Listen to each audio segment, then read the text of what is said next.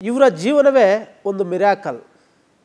ಒಂದು ಕಾಲದಲ್ಲಿ ಸ್ಕ್ರ್ಯಾಪ್ ಅಂಗಡಿಯಲ್ಲಿದ್ದವರು ಇವತ್ತು ಕೋಟಿ ಕೋಟಿ ಕುಬೇರ.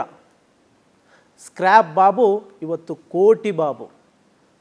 ಅವರ ಲೈಫ್ ಸ್ಟೈಲ್ ಕೇಳ್ತಾ ಇದ್ದರೆ ನಿಜಕ್ಕೂ ನೀವು ಥ್ರಿಲ್ ಆಗ್ತೀರಾ, ಒಂದು ರೀತಿಯ ಇನ್ಸ್ಪಿರೇಷನ್ ಕೂಡ. ಹಾಗಾದರೆ ಯಾರು ಅಂತ ನಿಮ್ಗೆ ಈಗಾಗಲೇ ಗೊತ್ತಾಗಿರ್ಬೋದು. ಕಳೆದ 3-4 ವರ್ಷಗಳಿಂದ ಸಾಕಷ್ಟು ಟ್ರೆಂಡಿಂಗಲ್ಲಿದ್ದಾರೆ, ಸೋಷಿಯಲ್ ಮೀಡಿಯಾದಲ್ಲಿ ಒಂದು ಹವಾ ಎಬ್ಬಿಸ್ತಾ ಇದ್ದಾರೆ.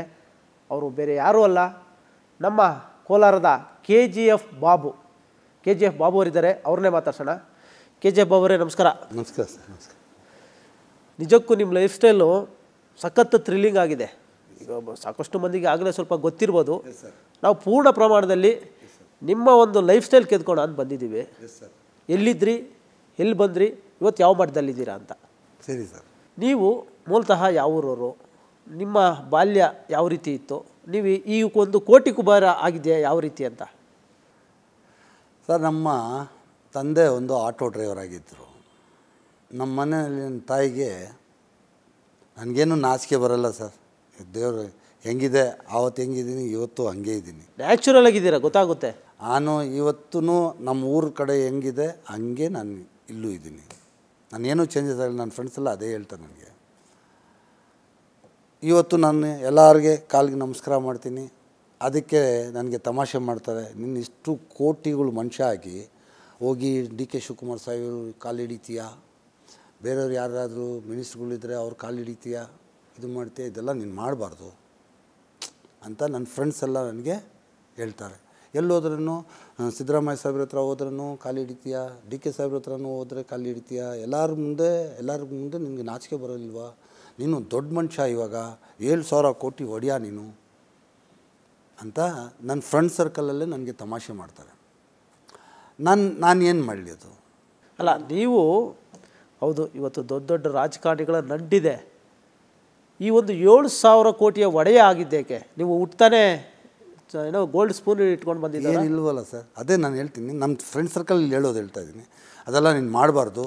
ಇವಾಗ ನೀನು ಒಂದು ಟಾಪ್ 10ನಲ್ಲಿ ನೀನು ಒಬ್ಬನು ಕರ್ನಾಟಕದಲ್ಲಿ, ಹಿಂಗೆ ಹಂಗೆ ಅಂತ ನನ್ನ ಫ್ರೆಂಡ್ಸ್ ಎಲ್ಲ ಹೇಳ್ತಾರೆ. ನಾನು ಅವ್ರಿಗೆ ಒಂದೇ ಮಾತು ಹೇಳ್ತೀನಿ, ನಾನು ಹುಟ್ಟಿದ್ದೆ ಹಂಗೆ. ಕೆಳಗಡೆಯಿಂದ ನಮ್ಮ ತಾಯಿ ತಂದೆ ಕಲ್ಚರ್, ನಮ್ಮ ತಾಯಿ ನನಗೆ ಕಲ್ತ್ಕೊಟ್ಟಿರೋದು ಅದೇ. ಯಾರಿಗೂ ನೀನು ನಮಸ್ಕಾರ ಮಾಡಿದ್ರೆ ನೀನೇನು ಚಿಕ್ಕವನಾಗಲ್ಲಪ್ಪ, ನಿನ್ನ ವ್ಯಾಲ್ಯೂ ಬೆಳೀತದೆ, ನೀನು ಚಿಕ್ಕವನಾಗಲ್ಲ. ನೀನು ಯಾರಿಗಾದ್ರೂ ಮುಂದೆ, ಇವಾಗ ನಮ್ಮ ರಾಜ್ಕುಮಾರ್ ಸಾಹೇಬ್ರಿಗೆ ನಾನು ಕಾಲು ಹಿಡಿದ್ರೆ ನನಗೇನು ಕಡಿಮೆ ಆಗೋಲ್ಲ. ನನ್ನ ತಾಯಿ ನನಗೆ ಶಿಕ್ಷೆ ಕಲ್ತ್ಕೊಟ್ಟಿರೋದು ಏನಂದರೆ, ನೀನು ನಿನ್ನ ಕಾಲು ಹಿಡಿದ್ರೆ ನೀನೇನು ಇದರಲ್ಲಿ ಕಡಿಮೆ ಆಗೋಲ್ಲ. ಆದರೆ ನಿನಗೆ ಕಾಲಿಗೆ ನಮಸ್ಕಾರ ನೀನು ಮಾಡ್ತೀಯಲ್ಲ, ಅವ್ರ ಮನಸ್ಸಲ್ಲಿ ನಿನಗೆ ಆ ಕರುಣೆ ಬರುತ್ತೆ, ನಿನಗೆ ಸಹಾಯ ಮಾಡೋಕ್ಕೆ ಅವರು ಮುಂದೆ ಆಗ್ತಾರೆ. ನಿಮ್ಮ ತಾಯಿಯವರಿಂದ ಈ ಸಂಸ್ಕಾರ ಬಂದಿರೋದು ಅದು ನನ್ನ ತಾಯಿ ನನ್ನ ಕಲ್ಚರ್ ಕೊಟ್ಟಿದ್ದು. ಅದು ಇವತ್ತರೆಗೂ ಹಂಗೆ ಬಂದುಬಿಡ್ತು ನನಗೆ. ಇವತ್ತರೆಗೂ ನಾನು ನನ್ನಿಂದ ವಯಸ್ಸಲ್ಲಿ ಚಿಕ್ಕವರು ಇದ್ರೂ ನಾನು ನಮಸ್ಕಾರ ಮಾಡಿಬಿಡ್ತೀನಿ. ನನಗೇನು ಅದು ಹ್ಯಾಬಿಟ್ ಅದು. ನೀವು ಬಾಲ್ಯದಲ್ಲಿ ಯಾವ ರೀತಿ ಇದ್ದರು, ಎಷ್ಟು ಜನ ಮಕ್ಕಳು ನಿಮ್ಮ ತಂದೆ ತಾಯಿಯವರಿಗೆ? ಆಮೇಲೆ ಅದು ನಮ್ಮ ತಾಯಿ 14 ಜನ ಮಕ್ಕಳು. ನಮ್ಮ ತಂದೆಯವರು ಒಂದು ಆಟೋ ಡ್ರೈವರು.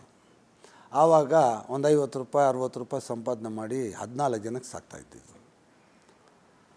ಅದು ಮನೆ ಕಷ್ಟ ನೋಡಿ ನಾನು ಉರ್ದು ಸ್ಕೂಲ್ ಓದ್ತಾಯಿದ್ದೆ. ಅದು ಸ್ಕೂಲ್ ಬಿಟ್ಟು ನನ್ನ ಮನೆ ಕಷ್ಟ ನೋಡಿಬಿಟ್ಟು ನಾನು ಆಟೋ ತೊಳೆಯೋ ಕೆಲಸಕ್ಕೆ ಹೋಗ್ಬಂದೆ. ನಮ್ಮ ತಂದೆ ಹೊಡೆದ್ರು ನನಗೆ, ನಮ್ಮ ತಾಯಿ ಹೊಡೆದ್ರು, ನೀನು ಹೋಗಬೇಡ ಅಂತ. ಅಲ್ಲಿ ಮನೆಯನ್ನು ಊಟಕ್ಕೆ ಊಟ ಇಲ್ಲ. ನಾನು ಸ್ಕೂಲ್ ಓದ್ಕೊಂಡು ನಾನಿದ್ದರೆ ಈ 14 ಮಕ್ಕಳಿಗೆ ಯಾರು ಸಾಕ್ತಾರೆ? 50-60 ರೂಪಾಯಿ ಅವರು ಆಟೋ ಓಡಿಸಿ ತಗೊಂಡ್ಬಂದು ಇದರಲ್ಲಿ ಏನು ಜೀವನ ಆಗುತ್ತೆ ಅಂಥೇಳಿ ಆಟೋ ತೊಳಿತಾ ಇದೆ. ಆಟೋ ತೊಳೆದ್ರೆ ಅಲ್ಲಿ 2 ರೂಪಾಯಿ ಕೊಡ್ತಾಯಿದ್ರು ನನಗೆ. ಯಾವ ಕಾಲ ಇದು, ಯಾವಾಗ, ಯಾವ ಊರು? KGF ಅಲ್ಲಿ.